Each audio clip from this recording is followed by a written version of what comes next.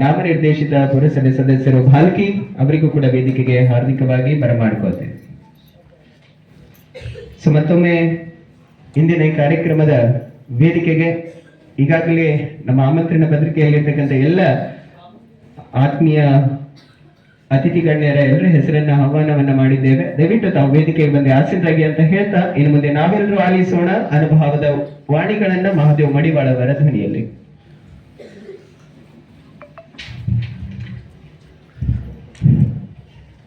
ಶ್ರೀಗನ್ನಡಂ ಗೆಲ್ಲಿಗೆ ಶ್ರೀಗನ್ನಡಂ ಬಾಳಗೆ. ಓಂ ಶ್ರೀ ಗುರು ಬಸವಲಿಂಗಾಯ ನಮ. ಹಿರೇಮಠ ಸಂಸ್ಥಾನ ಬಾಲ್ಕಿ 308ನೇ ಮಾಸಿಕ ಶರಣ ಸಂಗಮ ಮತ್ತು ಶರಣ ಮಡಿವಾಳ ಮಾಚಿದೇವರ ಜಯಂತಿ ಹಾಗೂ ಸಾಮಾಜಿಕ ಪ್ರಾರ್ಥನೆ ಗ್ರಂಥ ಲೋಕಾರ್ಪಣೆ ಕಾರ್ಯಕ್ರಮದ ಪೂಜ್ಯರ ಒಂದು ಸನ್ನಿಧಾನದಲ್ಲಿ ಎನ್ನ ಆರಾಧ್ಯ ದೇವರು ನಡೆದಾಡುವ ದೇವರಾದ ಪರಮ ಪೂಜ್ಯರ ಡಾಕ್ಟರ್ ಚನ್ನಬಸವ ಪಟ್ಟದೇವರನ್ನು ಎನ್ನ ಹೃದಯ ಕಮಲದಲ್ಲಿ ನೆನೆಸಿಕೊಳ್ಳುತ್ತಾ, ಅದೇ ರೀತಿಯಾಗಿ ಪರಮ ಪೂಜ್ಯರಾದ ಬಸವಲಿಂಗ ಪಟ್ಟದೇವರನ್ನು ಎನ್ನ ಮನದಲ್ಲಿ ನೆನೆದುಕೊಳ್ಳುತ್ತಾ, ಅದೇ ರೀತಿಯಾಗಿ ಯುವಕರ ಸ್ಫೂರ್ತಿದಾತರು ದುಶ್ಚಟಗಳ ಭಿಕ್ಷೆಯನ್ನು ಬೇಡುತ್ತಾ ಸದ್ಗುಣಗಳ ದೀಕ್ಷೆಯನ್ನು ನೀಡುತ್ತಾ ಹಗಲಿರನ್ನದೇ ಪ್ರತಿ ಊರೂರು ಸಂಚಾರ ಮಾಡುತ್ತಾ ಎಲ್ಲರಲ್ಲಿ ಒಳ್ಳೆಯದುತ್ತಾ ಅಂತ ಮಹಾನಾದ ಪೂಜ್ಯರಾದ ಪರಮ ಪೂಜ್ಯ ಗುರುಬಸವ ಪಟ್ಟದೇವರ ಚರಣಕಮಲಗಳಿಗೆ ಭಕ್ತಿಯ ಶರಣಾರ್ಥಿ ಸಲ್ಲಿಸುತ್ತಾ, ಜೊತೆಗೆ ಇಂದಿನ ಕಾರ್ಯಕ್ರಮದ ಅಧ್ಯಕ್ಷರ ಸಹೋದರ ಸುಭಾಷ್ ಮಡಿವಾಳ್ರವರೇ, ಜೊತೆಗೆ ದಿಲೀಪ್ ಮಡಿವಾಳ್ರವರೇ, ಸತೀಶ್ ಮಡಿವಾಳ್ರವರೇ, ಅವರಿವರನ್ನದೇ ವೇದಿಕೆಯ ಮೇಲೆ ಆಸೀನರಾಗಿರುವ ಎಲ್ಲ ಅತಿಥಿ ಮಾನ್ಯರೇ, ಜೊತೆಗೆ ನನ್ನ ಸಹಪಾಠಿ ಸ್ನೇಹಿತರು, ಕರ್ನಾಟಕ ರಕ್ಷಣಾ ಮಕ್ಕಳ ಸಹೋದರ ಶಶಿಧರ್ ಹೊಸಂಬಿ ಅವರೇ, ಜೊತೆಗೆ ಇಲ್ಲಿ ನೆರೆದಿರುವ ಎಲ್ಲ ಶರಣ ಬಂಧುಗಳೇ, ಸರ್ವರಿಗೂ ಶರಣು ಶರಣಾರ್ಥಿ. ಜೊತೆಗೆ ವಚನ ಸಾಹಿತ್ಯ ರಕ್ಷಕ ಮಡಿವಾಳ ಮಾಚಿ ದೇವರ ಜಯಂತಿಯ ತುಂಬು ಹೃದಯದ ಶುಭಾಶಯಗಳು. ಆತ್ಮೀಯರೇ, ಕರ್ನಾಟಕವು ಮಠಮಾನ್ಯಗಳಿಗೆ ಹೆಸರಾಗಿರ್ತಕ್ಕಂಥ ನಾಡು. ಆ ಹೆಸರಾದ ಮಠಮಾನ್ಯಗಳಲ್ಲಿ ನಮ್ಮ ಭಾಲ್ಕಿಯ ಮಠವು ವಿಶಿಷ್ಟವಾಗಿರ್ತಕ್ಕಂಥದ್ದು. ಸುಮಾರು ರೀತಿಯಲ್ಲಿ ಹಲವಾರು ಕಾರ್ಯಗಳನ್ನು ಮಾಡುತ್ತಾ ಇಡೀ ರಾಜ್ಯಕ್ಕೆ ಮಾದರಿಯಾಗಿರ್ತಕ್ಕಂಥದ್ದು. ಅಂಥದ್ರಲ್ಲಿ ತಿಂಗಳಿಗೊಂದು ಶರಣ ಸಂಗಮ, 15 ದಿನಕ್ಕೊಂದು ಶಿವಾನುಭವ ಗೋಷ್ಠಿ ಕಾರ್ಯಕ್ರಮವನ್ನು ಮಾಡುತ್ತಾ ಇಡೀ ನಾಡಿನಾದ್ಯಂತ ಎಲ್ಲಾ ಶರಣರನ್ನು ಒಗ್ಗೂಡಿಸ್ತಕ್ಕಂಥ, ಎಲ್ಲರನ್ನು ಒಂದೆಡೆ ಸೇರಿಸ್ತಕ್ಕಂಥ ಕಾರ್ಯ ಮಾಡ್ತಾ ಇರುವುದು ಶ್ಲಾಘನೀಯ. ನಾನು ಬಹಳ ಚಿಕ್ಕ PUC ಯಲ್ಲಿದ್ದೆ. ನನಗೆ ಆ ಮಾತು ನೆನಪು ಬರಲೇಬೇಕು, ಬಂದೇ ಬರ್ತದ. ನಾನು CBI ಕಾಲೇಜಿನಲ್ಲಿ PUC ಯಲ್ಲಿ ಓದ್ತಾ ಇದ್ದೆ. ಆ ಕ್ಲಾಸ್ ಮುಗಿಸ್ಕೊಂಡು ಮನೆಗೆ ಬರುವಾಗ ನಮ್ಮ ಮಡಿವಾಳರ ಸಮುದಾಯ ಭವನದಲ್ಲಿ ಮಡಿವಾಳ ಮಾಚಿ ದೇವರ ಸಂಗೀತ ನಾಟಕ ಪರಮ ಪೂಜ್ಯರಾದ ಬಸವಲಿಂಗ ಪಟ್ಟದೇವರ ಮಾರ್ಗದರ್ಶನದಲ್ಲಿ ಬಿತ್ತರವಾಗ್ತಾ ಇತ್ತು. ನನಗೇನೋ ಗೊತ್ತಿದ್ದಿಲ್ಲ ಅವಾಗ. ನಾನು ಮಡಿವಾಳನ ಅಷ್ಟೇ ಗೊತ್ತಿತ್ತು, ಆ ಮಾಚಿ ದೇವರನ್ನ ಗೊತ್ತಿದ್ದಿಲ್ಲ, ನಾಟಕನ ಗೊತ್ತಿದ್ದಿಲ್ಲ. ಆ ಪರಮ ಪೂಜ್ಯರ ಬಸವಲಿಂಗ ಪಟ್ಟದೇವರು ಅಂದು ಸುಮಾರು ಒಂದು 25 ವರ್ಷಗಳ ಹಿಂದೆ, 20-25 ವರ್ಷಗಳ ಹಿಂದೆ ಆ ಮಡಿವಾಳ ಮಾಚಿ ದೇವರ ಒಂದು ಜಯಂತಿ ಮಾಡ್ತಕ್ಕಂಥದ್ದು, ಮಡಿವಾಳರನ್ನು ಒಗ್ಗೂಡಿಸ್ತಕ್ಕಂಥದ್ದು, ಮಡಿವಾಳರು ಅಷ್ಟೇ ಅಲ್ಲ ಎಲ್ಲಾ ಜನಾಂಗದವರನ್ನು ಎಲ್ಲರನ್ನು ಸೇರಿಸಿಕೊಂಡು ತಿಂಗಳಿಗೊಂದು 15 ದಿನಕ್ಕೊಂದು ಕಾರ್ಯಕ್ರಮಗಳು ಮಾಡ್ತಾ ಇದ್ದಾರಲ್ಲ, ನಮ್ಮೆಲ್ಲರನ್ನು ಸನ್ಮಾರ್ಗದಲ್ಲಿ ನಡೆಯುವಂತೆ ಮಾಡ್ತಾ ಇದ್ದಾರೆ ಅಂತ ಪರಮ ಪೂಜ್ಯರಾದ ಚನ್ನಬಸವ ಪಟ್ಟದೇವರಿಗೂ ಬಸವಲಿಂಗ ಪಟ್ಟದೇವರಿಗೂ ಮುಂದುವರೆದು ಅವರ ಕರಸಂಜಾತರಾಗಿ ಪ್ರತಿಯೊಂದು ಕಾರ್ಯಗಳನ್ನು ಎಲ್ಲಾ ಕ್ಷೇತ್ರದಲ್ಲಿ ಮಾಡ್ತಕ್ಕಂಥ ಆ ಗುರುಬಸವ ಪಟ್ಟದೇವರಿಗೂ ಮಗದೊಮ್ಮೆ ಅವರ ಚರಣಕಮಲಗಳಿಗೆ ಭಕ್ತಿಯ ಶರಣ ಸಲ್ಲಿಸುತ್ತಾ, ಆತ್ಮೀಯ ಶರಣರೇ, ಇದೀಗ ತಾನೇ ನಿಮ್ಮೆಲ್ಲರ ಆಶೀರ್ವಾದದ ಫಲವಾಗಿ, ನಿಮ್ಮೆಲ್ಲರ ಒಂದು ಪ್ರೇರಣೆಯ ಫಲವಾಗಿ ನನ್ನ ಮಗನಕ್ಕಿಂತಲ ಅವಳು ನಿಮ್ಮೆಲ್ಲರ ಮಗಳು. ಆ ಮಗಳು ಪೂಜ್ಯರ ಆಶೀರ್ವಾದ ಕೂಡ ಇರ್ತಕ್ಕಂಥದ್ದು. ಆ ಮಗಳು ಈಗಾಗಲೇ ಮಾಚಿ ದೇವರ ಕುರಿತಾಗಿ ಅವಳ ಅನುಭವ ಹಂಚಿಕೊಂಡಿದ್ದಾಳೆ. ನಾನು ಕೂಡ ಇನ್ನು ಮುಂದುವರೆದ ಕೆಲವು ಮಾತುಗಳು ಹಂಚಿಕೊಳ್ಳಿಕ್ಕೆ ಇಷ್ಟಪಡ್ತಾ ಇದ್ದೇನೆ. ಆದ್ಮೇಲೆ ಎಷ್ಟು ಹೆಮ್ಮೆ ನೋಡ್ರಿ, ಇಡೀ ಕರ್ನಾಟಕದಲ್ಲಿಯೇ ಬೀದರ್ ಜಿಲ್ಲೆ ಕರ್ನಾಟಕದ ಕಾಶ್ಮೀರ, ಕರ್ನಾಟಕದ ತುತ್ತ ತುದಿ, ಹೆಮ್ಮೆ ಪಡ್ತಕ್ಕಂಥ ವಿಷಯ. ಅದರ ಜೊತೆಗೆ ಕರ್ನಾಟಕ ಇಡೀ ಜಗತ್ತಿನಲ್ಲಿಯೇ ಹೆಸರುವಾಸಿಯಾಗ್ಲಿಕ್ಕೆ ಕಾರಣ ಮೊಟ್ಟ ಮೊದಲನೇ ಬಾರಿಗೆ ಸಂಸತ್ತು ಅನುಭವ ಮಂಟಪ ಅಂತಕ್ಕಂಥದ್ದು ಎಲ್ಲಿಯಾದ್ರೂ ಸ್ಥಾಪನೆಯಾಗಿದ್ರ ಅದು ನಮ್ಮ ಬಸವ ಕಲ್ಯಾಣದಲ್ಲಿ. ಇವತ್ತು ನಾವು ನೀವು ಹೇಳ್ತಾ ಇದ್ರಿ, ಮೊಟ್ಟ ಮೊದಲನೇ ಸಂಸತ್ತು ಸ್ಥಾಪನೆಯಾಗಿದ್ದು ಅಣ್ಣ ಬಸವಣ್ಣನವರ ನೇತೃತ್ವದಲ್ಲಿ ಬಸವ ಕಲ್ಯಾಣದಲ್ಲಿ. ಅದು ನಾವು ನೀವುಗಳು ಹುಟ್ಟಿರ್ತಕ್ಕಂಥ ಪುಣ್ಯ ಭೂಮಿ. ಆ ಪುಣ್ಯ ಭೂಮಿಯಲ್ಲಿ ಸ್ಥಾಪನೆಯಾದ ಬಸವ ಕಲ್ಯಾಣದ ಅನುಭವ ಮಂಟಪದಲ್ಲಿ ಆ ಸುಮಾರು ಶರಣರು, ಅದರಲ್ಲಿ 770 ಅಮರ ಗಣಗಳು ಅಂತ ಹೇಳ್ತೀವಲ್ಲ, ಆ 770 ಅಮರ ಗಣಗಳಲ್ಲಿ ಪ್ರಮುಖರಾದವರಲ್ಲಿ ಬಸವಣ್ಣ ಆಗಿರ್ಬೋದು, ಚೆನ್ನ ಬಸವಣ್ಣ, ಅಕ್ಕ ಮಹಾದೇವಿ, ಕಿನ್ನರಿ ಬೊಮ್ಮಯ್ಯ, ಸಿದ್ದರಾಮರು ಅಂತ ಸಾಲಿನಲ್ಲಿ ಬರ್ತಕ್ಕಂಥವ್ರು ಮಡಿವಾಳ ಮಾಚಿದೇವರು. ಮಡಿವಾಳ ಮಾಚಿದೇವರು ಅವರ ಉತ್ತಮ ವಚನಕಾರರು. ಅವರ ಜನನದ ಬಗ್ಗೆ ನೋಡ್ತಾ ಹೋದ್ರ ಮಡಿವಾಳ ಮಾಚಿದೇವರ ಹುಟ್ಟಿನ ಬಗ್ಗೆ ಒಂದು ಪೌರಾಣಿಕವಾಗಿ ನೋಡುವುದಾದ್ರೆ ಇವರ ಒಂದು ಹುಟ್ಟು ಶಿವನ ಒಂದು ಸಿಟ್ಟಿನಿಂದ ಈತ ಮಡಿವಾಳನಾಗಿ ಹುಟ್ಟಾಗ ಗೊತ್ತಾಗ್ತದ. ಅದೇನಂದ್ರೆ ನಿಮ್ಗೆಲ್ಲ ಗೊತ್ತು, ವೀರಭದ್ರ ದಕ್ಷಿಣ ಸಂಹಾರವನ್ನು ಮಾಡಿರ್ತಕ್ಕಂಥದ್ದು. ವೀರಭದ್ರನು ದಕ್ಷಿಣ ಸಂಹಾರವನ್ನು ಮಾಡಿ ಆ ವೀರಾವೇಶದಿಂದ ಸಂತೋಷದಿಂದ ಬರುತ್ತಿರುವಾಗ ಶರಣರ ಸಭೆಯಲ್ಲಿ ಆ ವೀರಭದ್ರನ ಉತ್ತರಿಯ ಸೆರಗು ಓರ್ವ ಶರಣರಿಗೆ ತಲುಗುತ್ತದ. ಆ ಸಂತೋಷದಲ್ಲಿ ಆದ ಉನ್ಮಾದದಲ್ಲಿ ತಪ್ಪಿಗೆ ಆ ಭಗವಂತನು ಶಿವನು ಅವರ ಮೇಲೆ ಶಾಪವನ್ನು ಕೊಟ್ಟು, ನೀನು ನಿನ್ನ ಶರಗನ್ನು ಶರಣರಿಗೆ ತಟ್ಟಿದೆ, ನೀನು ಮುಂದಿನ ದಿನಗಳಲ್ಲಿ ಶರಣರ ಭೂಲೋಕದಲ್ಲಿ ಹೋಗಿ ಶರಣರ ಬಟ್ಟೆಗಳನ್ನು ಒಗೆಯುವ ಕಾಯಕ ಮಾಡಿ ಮಡಿವಾಳನಾಗಿ ಹುಟ್ಟಿ ಬಾ ಅಂತೇಳಿ ಶಾಪ ಕೊಟ್ಟಿದ ಒಂದು ಇದಕ್ಕಾಗಿ ಆ ಮಡಿವಾಳ ಮಾಚಿ ದೇವರು ಒಂದು ಕಡೆ ಅವತಾರಿ ಪುರುಷರಂತೇಳಿ ಕರೀತಾರೆ. ಶರಣರನ್ನು ನಾವು ಅವತಾರಿ ಪುರುಷ ಹೇಗೆ ನಂಬ್ತೀವಿಲ್ಲ ಗೊತ್ತಿಲ್ಲ, ಆದ್ರ ಗ್ರಂಥಗಳಲ್ಲಿ ಸಿಕ್ಕಿರ್ತಕ್ಕಂಥದ್ದು ಮಡಿವಾಳ ಮಾಚಿ ದೇವರು ವೀರಭದ್ರನ ಅವತಾರಿ ಪುರುಷರಂತೇಳಿ ಗೊತ್ತಾಗ್ತಕ್ಕಂಥದ್ದು. ಸುಮಾರು ವರ್ಷಗಳ ಹಿಂದೆ ಮಡಿವಾಳ ಮಾಚಿ ದೇವರ ಕುರಿತಾಗಿ ಚಲನಚಿತ್ರ ಕೂಡ ಬಿಡುಗಡೆ ಆಗಿತ್ತು. ಆ ಚಲನಚಿತ್ರ ಕೂಡ ಬರ್ತಕ್ಕಂಥ ಒಂದು ಹಾಡು ಮಾಚಿದೇವರ ಒಂದು ವಚನ ಸಾಹಿತ್ಯ ರಕ್ಷಕ ಹಾಡು ಬರ್ತಕ್ಕಂಥದ್ದು. ಆ ಮಡಿವಾಳ ಮಾಚಿದೇವರು ಹುಟ್ಟಿದಾಗ ಅವರ ಹುಟ್ಟೂರು ನಮಗೆಲ್ಲ ಗೊತ್ತಾಗಿದೆ. ಅವರ ಹುಟ್ಟೂರು ವಿಜಯಪುರ ಜಿಲ್ಲೆಯ, ಇಂದಿನ ವಿಜಯಪುರ ಜಿಲ್ಲೆಯ ದೇವರ ಹಿಪ್ಪರಿಗೆ ಅಂತ ಗೊತ್ತಾಗ್ತದ. ದೇವರ ಹಿಪ್ಪರಿಗೆಯಲ್ಲಿ ಶರಣರು ಹುಟ್ಟಿದಾಗ ಜನರು ಯಾವ ರೀತಿ ಸಂತೋಷ ಪಡ್ತಾರೆ ನೋಡ್ರಿ. ದೇವರ ಹಿಪ್ಪರಿಗೆ ಎಲ್ಲಿ ಮಾಚಿ ದೇವರು ಹುಟ್ಟಿದಾಗ ಒಂದು ರೀತಿಯಲ್ಲಿ ಹಳ್ಳಿ ಜನರು ಜನಪದದಲ್ಲಿ ಹಾಡುತ್ತಾರ. ಏನಂತ, ಹಿಪ್ಪರಿಗೆ ಮೆರೆಯುತ್ತಲಿ ಉಪ್ಪರಿಗೆ ಆಗಲೆಂದು ಹಳ್ಳ ತುಪ್ಪದ ಹೊಳೆಯಾಗಿ ಹಳ್ಳವೋ ಹರಿಯುತ್ತಿರಲಿ ಅಪ್ಪ ಮಾಚಣ್ಣ ಜನಿಸಿದ. ಆ ದೇವರ ಹಿಪ್ಪರಿಗೆಯ ಜನರು ಅಪ್ಪ ಮಾಚಣ್ಣ ಜನಿಸಿದಾಗ ಹಿಪ್ಪರಿಗೆ ಉಪ್ಪರಿಗೆ ಆಗಲಿ, ಹಿಪ್ಪರಿಗೆಯು ಸಂಪದ್ಭರಿತವಾಗಲಿ, ತುಪ್ಪದ ಹೊಳೆಯು ಹರಿಲಿ ಅಂತೇಳಿ ಜನ ಖುಷಿ ಪಡ್ತಾರ, ಸಂತೋಷ ಪಡ್ತಾರ. ಯಾರಂದ್ರ ಮಾಚಿ ದೇವರು ಹುಟ್ಟಿರ್ತಕ್ಕಂಥ ಅಂದ್ರ ಅವರ ಜನನು ಅಷ್ಟು ಸಂತೋಷದಾಗ ಗೊತ್ತಾಗ್ತದ. ಅವರ ತಂದೆಯ ಹೆಸರು, ತಾಯಿ ಹೆಸರು ಈಗಾಗಲೇ ಗೊತ್ತಾಗಿದೆ. ಅವರ ಗುರುಗಳು ಮಲ್ಲಿಕಾರ್ಜುನ ದೇವ. ನಮಗ್ ಗೊತ್ತು, 12ನೇ ಶತಮಾನದಲ್ಲಿ ಅವತ್ತ ಎಲ್ಲರಿಗೂ ಶಿಕ್ಷಣ ಸಿಗ್ತಾ ಇದ್ದಿಲ್ಲ. 12ನೇ ಶತಮಾನದಲ್ಲಿ ಆ ಮಲ್ಲಿಕಾರ್ಜುನ ಅಂತ ಗುರುಗಳು ಮಡಿವಾಳ ಮಾಚಿ ದೇವರಿಗೆ ಸಿಗ್ತಾ ಇದ್ದಿಲ್ಲ ಅಂದ್ರ ನನಗನ್ಸುತ್ತೆ ಇವತ್ತು ವಚನ ಸಾಹಿತ್ಯವು ನಾವೆಲ್ಲರೂ ಓದ್ಲಿಕ್ಕೆ ಸಿಗ್ತಾ ಇಲ್ಲ ಅಂತ ಹೇಳಿದ್ರೆ. ಯಾಕಂದ್ರ ಆ ಮಲ್ಲಿಕಾರ್ಜುನ ದೇವರು ಅವರಿಗೆ ಎಲ್ಲಾ ರೀತಿಯಲ್ಲಿ ಶಿಕ್ಷಣವನ್ನು ಕೊಡ್ತಾರ. ಜೊತೆಗೆ ಶಿಕ್ಷಣವನ್ನು ಪಡಿತಕ್ಕಂತ ಮಾಚಿ ದೇವರ ಮನಸ್ಸೆಲ್ಲ ಇತ್ತು ಕಲ್ಯಾಣದತ್ತ. ಅವರ ಮನಸ್ಸೆಲ್ಲ ಹಾತೊರಿತಾ ಇತ್ತು ಬಸವ ಕಲ್ಯಾಣದತ್ತ. ಅಲ್ಲಿ ಊರಲ್ಲಿ ಮಾಚಿ ದೇವರು ತನ್ನ ಕಸುಬನ್ನು ಮಾಡ್ತಾ ಇರ್ತಾರ. ಅದು ಯಾವ್ದಂದ್ರ ತನ್ನ ಕುಲ ಕಸುಬನ್ನು ಮಾಡ್ತಾ ಇರ್ತಾರ. ಅಲ್ಲಿ ಕೂಡ ಜನ ಹಾಡ್ತಾರ, ಮಡಿವಾಳ ಮಾಚಣ್ಣ ಕಡುಭಕ್ತ ತಾನಾಗಿ ಹಡೆದವರ ಕೆಲಸ ಕೈಕೊಂಡ ಬಡವರಿಗೆ ಭಾಗ್ಯ ನಿಧಿ ಆದ ಅಂತೇಳಿ ಅಲ್ಲೂ ಕೂಡ ಜನರು ಬಹಳ ಸಂತೋಷ ಪಟ್ಟು ಹಾಡ್ತಕ್ಕಂಥದ್ದು. ಆದರೆ ಮಾಚಣ್ಣನ ಮನಸ್ಸೆಲ್ಲ ಇತ್ತು ಕಲ್ಯಾಣದತ್ತ. ಅವರ ಮನಸ್ಸೆಲ್ಲ ಇತ್ತು ಕಲ್ಯಾಣದತ್ತ. ಯಾವಾಗ ಅವನನ್ನ ಬಸವಣ್ಣ ನೋಡ್ಲಿ ಅಂತೇಳಿ ಹಾತೊರಿತಾ ಇದ್ರು. ಇವತ್ತಿನಂತೆ ಬಸ್ಸುಗಳು ಇರ್ಲಿಲ್ಲ, ವಾಹನಗಳು ಇರ್ಲಿಲ್ಲ. ಆ ದೇವರ ಹಿಪ್ಪರಿಗೆಯಿಂದ ಕಲ್ಯಾಣದವರೆಗೆ ಸುಮಾರು 200 ಕಿಲೋಮೀಟರ್ಗಳು ನಡೆದುಕೊಂಡು ಬರ್ತಾರ.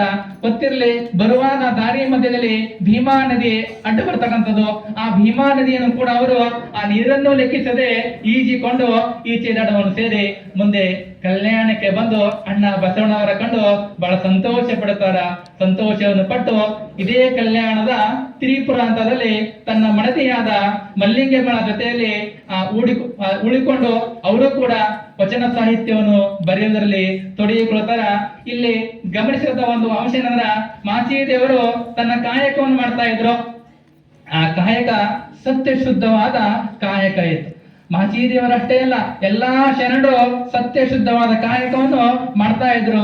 ಸತ್ಯ ಶುದ್ಧವಾದ ಕಾಯಕವನ್ನು ಮಾಡೋ ಜೊತೆಗೆ ವಚನಗಳನ್ನು ಬರೀತಾ ಇದ್ರು. ನೆನಪಿರಲಿ ಶರಣರೇ, ವಚನ ಸಾಹಿತ್ಯ ಅಂತಕ್ಕಂಥದ್ದು ಇಡೀ ಜಗತ್ತಿಗೆ ಇರ್ತಕ್ಕಂಥ ಒಂದು ಕೈಗನ್ನಡಿ, ಇಡೀ ಜಗತ್ತಿಗೆ ಇರ್ತಕ್ಕಂಥ ಒಂದು ದೀಪದಂತೆ ಕೆಲಸ ಮಾಡ್ತಾ ಇದೆ. ಇವತ್ತು ಸುಮಾರು 40 ಭಾಷೆಗಳಲ್ಲಿ ವಚನ ಸಾಹಿತ್ಯವು ಟ್ರಾನ್ಸ್ಲೇಟ್ ಆಗಿದೆ, ಭಾಷಾಂತರ ಆಗಿದೆ. ನಮ್ಮ ಭಾರತೀಯ ಭಾಷೆಗಳೇಕೆ ಜಗತ್ತಿನ ಆಚೆ ಸಾಗರದ ಆಚೆ ಕೂಡ ವಚನ ಸಾಹಿತ್ಯ ಅಂತಕ್ಕಂಥದ್ದು ಭಾಷಾಂತರ ಆಗಿರ್ತಕ್ಕಂಥದ್ದು ಅಂದ್ರೆ ಇಲ್ಲಿ ತಿಳ್ಕೊಳ್ತಕ್ಕಂಥ ಅಂಶನ ನಮ್ಮ ಕಲ್ಯಾಣದ ಕೀರ್ತಿ, ಶರಣರ ಕೀರ್ತಿ ಇಡೀ ಭಾರತಕ್ಕೆ ಸೀಮಿತ ಅಲ್ಲ, ಆ ಜನಾಂಗ ಈ ಜನಕ್ಕೆ ಸೀಮಿತ ಅಲ್ಲ, ಮಡಿವಾಳ ಮಾಚಿದೇವರು ಮಡಿವಾಳರಷ್ಟಿಗೆ ಸೀಮಿತ ಅಲ್ಲ, ಹಡಪದ ಅಪ್ಪಣ್ಣನವರು ಕೇವಲ ಹಡಪದರಿಗೆ ಸೀಮಿತ ಅಲ್ಲ, ಅವರು ಇಡೀ ಸಮುದ್ರದ ಆಚೆ ಕೂಡ ಹೋಗಿದ್ದಾರೆ. ಶರಣರ ಕೀರ್ತಿ ಇವತ್ತ ಸಮುದ್ರದ ಆಚೆ ಹೋಗಿದೆ ಅಂದ್ರ ಅದಕ್ಕ ಅವರು ಮಾಡಿರ್ತಕ್ಕಂಥ ಸತ್ಯ ಶುದ್ಧವಾದ ಕಾಯಕ, ಅವರ ನಡೆ ನುಡಿ, ಆಚಾರ ವಿಚಾರಗಳು ಅವನು ಚೆನ್ನಾಗಿದ್ದು, ಅದಕ್ಕಾಗಿ ನಾವೆಲ್ಲರೂ ಇವತ್ತು ಅವರ ಸನ್ಮಾರ್ಗದಲ್ಲಿ ನಡೀತಾ ಇದ್ದೇವೆ. ಒಂದು ಮಾತಿಲ್ ನೆನಪು ಬರ್ತದ, ಮಾಚಿದೇವರು ಕಾಯಕ ಮಾಡುವಾಗ ಸತ್ಯ ಶುದ್ಧವಾದ ಕಾಯಕ ಮಾಡ್ತಾ ಇದ್ರು, ಶರಣರ ಬಟ್ಟೆಗಳನ್ನು ಮಾತ್ರ ಮಡಿ ಮಾಡ್ತಾ ಇದ್ರು. ಜೊತೆಗೆ ಕಳ್ಳರ ಬಟ್ಟೆ ಮಡಿ ಮಾಡ್ತಾ ಇದ್ದಿಲ್ಲ, ಸುಳ್ಳರ ಬಟ್ಟೆಗಳು ಮಡಿ ಮಾಡ್ತಾ ಇದ್ದಿಲ್ಲ, ಜೊತೆಗೆ ಕುಡುಕರ ಬಟ್ಟೆಗಳು ಮಡಿ ಮಾಡ್ತಾ ಇದ್ದಿಲ್ಲ. ಅಷ್ಟೇ ಏಕೆ ಅಂದಿನ ಬಿಚ್ಚಳ ರಾಜ, ಆ ಬಿಚ್ಚಳ ಅರಸನ ಬಟ್ಟೆಗಳನ್ನು ಮಡಿ ಮಾಡಲು ಅವರು ಒಪ್ಪಿಕೊಳ್ಳುವುದಿಲ್ಲ. ಒಂದು ಪ್ರಸಂಗ ಬರ್ತದ, ನಮ್ಗೆಲ್ಲ ಗೊತ್ತು. ಪ್ರಧಾನಮಂತ್ರಿ ಅಣ್ಣ ಬಸವಣ್ಣನವರ ಮುಖಾಂತರ ಹೇಳಿ ಪ್ರಯತ್ನ ಪಡ್ತಾನ ಬಿಜ್ಜಳ. ಅವರ ಬಟ್ಟೆಗಳನ್ನು ಮಡಿ ಮಾಡ್ಲಿಕ್ಕೆ ಹೇಳಪ್ಪ ನಿನ್ನ ಮಾಚಣ್ಣ ಅಂದಾಗ, ಇಲ್ಲ ಆ ಮಾಚಣ್ಣ ಬಟ್ಟೆಗಳನ್ನು ಮಡಿ ಮಾಡುವುದಿಲ್ಲ, ಆತ ನಿಮ್ಮಂತವ್ರ ಬಟ್ಟೆಗಳನ್ನು ಮಡಿ ಮಾಡುವುದಿಲ್ಲ, ಆತ ಕೇವಲ ಶರಣರ ಬಟ್ಟೆಗಳನ್ನು ಮಡಿ ಮಾಡ್ತಾನೆ ಅಂದಾಗ ಬಸವಣ್ಣನವರ ಮಾತನ್ನು ಕೇಳಲಾರದೆ ಒಬ್ಬ ಸೈನಿಕನೇ ಕರೆಸಿ, ಸಿಪಾಯಿ ಕರೆಸಿ ಅವರ ಬಟ್ಟೆಗಳನ್ನು ಮಡಿ ಮಾಡಂತೇಳಿ ಒಯ್ದು ಗಂಟು ಕೊಡಕ್ಕೆ ಹೊರದಾಗ ಆ ಮಾಚಣ್ಣನವರು ನೋಡಿದ ಕೂಡಲೇ ಆ ಅರಸನ ಬಟ್ಟೆಗಳು ಆಕಾಶಕ್ಕೆ ಹೋಗಿ ಮುಟ್ಟುತ್ತಾವ. ಬಹುಶಃ ನನಗೊಂದು ದುಃಖ ಅನಿಸ್ತಾ ಇದೆ. ಮಡಿವಾಳ ಮಾಚಿದೇವರ ಫೋಟೋ, ಹಳೆಯ ಫೋಟೋ ನೋಡಿದ್ರ ಅಲ್ಲಿ ಅಣ್ಣ ಬಸವಣ್ಣನ ಫೋಟೋ ಇದೆ, ಮಾಚಣ್ಣನ ಫೋಟೋ ಇದೆ, ಬಿಜ್ಜಳ ಅರಸನ ಬಂದು ಕಾಲು ಬೀಳುವ ಫೋಟೋ ಇದೆ, ಅಲ್ಲಿ ಮದಿಸಿದ ಆನೆ ಕೆಳ ಹೋಗಿ ಬಿದ್ದಿದ ಫೋಟೋ ಇದೆ. ಇವೆಲ್ಲ ಆ ಫೋಟೋ ಇವತ್ತು ಕಡಿಮೆ ಆಗ್ತಾ ಇದೆ. ನಾನು ಚಿಕ್ಕವನಿದ್ದಾಗ ಬಾಲ್ಯದಲ್ಲಿ ಆ ನಮ್ಮೂರಿನಲ್ಲಿ ಆ ಚಂದ್ರಪ್ಪ ಸಿರ್ಸೆ ಅಂತೇಳಿ ಅವ್ರ ಮನೆಯಲ್ಲೇ ಫೋಟೋ ನೋಡಿದ್ದೆ ನಾನು ಚಿಕ್ಕವನಿದ್ದಾಗ. ಆ ಲಿಂಗಾಯತ ಚಂದ್ರಪ್ಪ ಮನೆಯಲ್ಲಿ ಆ ಫೋಟೋ ಇತ್ತು, ಸುಮಾರು ಕಡೆ ಫೋಟೋ ಇತ್ತು. ಅದ್ರ ಬರೋಬರ್ತಾ ಆ ಫೋಟೋ ಮಾಯ ಆಗ್ತಾ ಇದೆ. ಕೇವಲ ಮಾಚಿದೇವರ ಫೋಟೋ ಮಾತ್ರ ಕಾಣಿಸ್ತಾ ಇದೆ. ಇದರ ಹಿಂದ ದುರುದ್ದೇಶ ಇದೆಯೋ ಸದುದ್ದೇಶ ಇದೆಯೋ ನಾನಂತೂ ಅರಿಯಲಾರೆ. ಯಾಕಂದ್ರ ಶರಣರ ಆ ಬಟ್ಟೆಯ ಗಂಟು ಆಕಾಶಕ್ಕೆ ಹೋಗ್ಬಿಡ್ತದ. ಅದನ್ನು ಸೈನಿಕ ಹೋಗಿ ಹೇಳ್ತಾನ, ಮಹಾರಾಜರೇ, ಮಹಾಪ್ರಭುಗಳೇ, ಆ ಮಾಚಣ್ಣ ಬಟ್ಟೆ ಮಡಿ ಮಾಡಲಂತ ಅಂತ ಆ ಬಟ್ಟೆ ಗಂಟು ಮ್ಯಾಲ ಹೋಯ್ತು ಅಂತ ಹೇಳಿದಾಗ ಮತ್ತೇನ್ ಮಾಡ್ತಾರಂದ, ಮದಿಸಿದ ಆನೆಯನ್ನು ಕಳಿಸಿ ಅವನ ಕಳಿಸಿನಂತೆ ಅಂದಾಗ ಆ ಮದಿಸಿದ ಆನೆ ಕೂಡ ಇಲ್ಲಿ ಬಂದು ಮಂಡಿ ಊರಿ ಕುಳಿತುಕೊಳ್ಳುತ್ತದೆ. ಸೈನಿಕರು ಕೂಡ ದಿಕ್ಕಪಾಲಾಗ್ತಾರೆ. ಇಂತಹ ಪ್ರಸಂಗದ ಭಾವಚಿತ್ರ ಮಾಚಣ್ಣನಿತ್ತು. ಅವರು ಈ ರೀತಿ ಆ ಅರಸನ ಬಟ್ಟೆಗಳನ್ನು ಅಂದ್ರೆ ಅರಸನ ಒಂದು ಆಜ್ಞೆ ಕೂಡ ಧಿಕ್ಕರಿಸ್ತಾರ ಅಂತಹ ಮಾಚಣ್ಣ. ಜೊತೆಗೆ ನೀವು ನೋಡಿರ್ಬೋದು, ಎಲ್ಲಾ ಶರಣರಕ್ಕಿಂತಲೂ ಮಾಚಿದೇವರ ಒಂದು ವ್ಯಕ್ತಿತ್ವ ವಿಶಿಷ್ಟ ಆಗ್ತಕ್ಕಂಥದ್ದು. ಯಾವ ಶರಣರಲ್ಲಿ ಕೂಡ ಶರಣರು ಹಿಂಸೆಯನ್ನು ವಿರೋಧಿಸೋರು, ಆದ್ರ ಮಾಚಣ್ಣನ ಹತ್ರ ಖಡ್ಗ ಇದೆ, ಮಾಚಣ್ಣ ಹತ್ರ ಘಂಟೆ ಇದೆ. ಸ್ವಲ್ಪ ಅಬ್ಸರ್ವ್ ಮಾಡ್ರಿ, ಅವಲೋಕನ ಮಾಡ್ರಿ, ಆ ಗಂಟೆ ಮತ್ತೆ ಖಡ್ಗ ಯಾಕೆತ್ತಂತ. ಕಲ್ಯಾಣದ ಬೀದಿಯಲ್ಲಿ ಸಾಗುವಾಗ ಮಾಚಣ್ಣ ಶರಣರ ಬಟ್ಟೆಗಳನ್ನು ತೆಗೆದುಕೊಂಡು ಹೋಗ್ಬೇಕಾದ್ರ ಆ ಕಳ್ಳರಾಗ್ಲಿ, ಕುಡುಕರಾಗ್ಲಿ, ಸುಲಿಯಕೋರಾಗ್ಲಿ ಶರಣರ ಬಟ್ಟೆಗಳನ್ನು ಮುಟ್ಟುವಂತಿಲ್ಲ.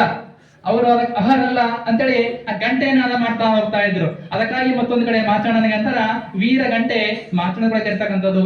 ಆ ಒಂದು ಕಡೆ ಉದಿರ್ತಕ್ಕಂಥದ್ದು ಕಲ್ಯಾಣಪುರದಲ್ಲಿ ಅಂದು ಆ ಕುಡುಕರ ಸಂಖ್ಯೆ, ವೈಭಿಚಾರಿಗಳ ಸಂಖ್ಯೆ ಕಡಿಮೆ ಆಗಿತ್ತಂತ. ಇದು ನಾನು ಹೇಳೋ ಮಾತಲ್ಲ, ಇತಿಹಾಸ ಹೇಳ್ತಕ್ಕಂಥದ್ದು, ಪುಸ್ತಕ ಓದಿರ್ತಕ್ಕಂಥದ್ದು. ಆ ಮಾಚಣ್ಣನ ಒಂದು ಆ ರೀತಿ ಕಂಡು ಅದಕ್ಕಾಗಿ ಅಂತಾರೆ ಅರಸುತನ ಮೇಲಲ್ಲ ಅಗಸತನ ಕೀಳಂತೇಳಿ ಅದನ್ನು ತೋರಿಸಿದವರು ಮಾಚಣ್ಣ. ನಾವು ಕೇಳಿರ್ಬೋದ್ರಿ, ನಾವು ನೀವು ರಾಜರು ನೋಡಿಲ್ರಿ, ರಾಜರು ಬರುವಾಗ ಬಹುಪರ ಹಾಕ್ತಾ ಇದ್ರು. ರಾಜಾದಿ ರಾಜ ಮಾರ್ಕಂಡ ಬಹುಪ್ರಾಕ್ ಅಂತೇಳಿ ಜಯಘೋಷ ಆಗ್ತಾ ಇದ್ರು. ಮಾಚಣ್ಣ ಬರುವಾಗ ಎಲ್ಲರೂ ದೂರ ಸಿಗ್ತಾ ಇದ್ರಂತ.